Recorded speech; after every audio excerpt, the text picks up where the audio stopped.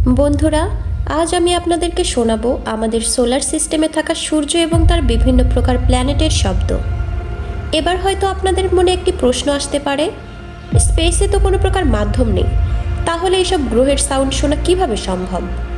তাহলে শুনুন বন্ধুরা, আধুনিক বিজ্ঞান ও বর্তমানে বিভিন্ন প্রকার অ্যাডভান্স টেকনোলজির সাহায্যে মহাশূন্যে থাকা বিভিন্ন প্রকার ইলেকট্রোম্যাগনেটিক ওয়েভসকে মেকানিক্যাল ওয়েভসে কনভার্ট করা যায় এবং যার ফলে আমরা ইউনিভার্সের বিভিন্ন প্রকার শব্দ শুনতে পারি।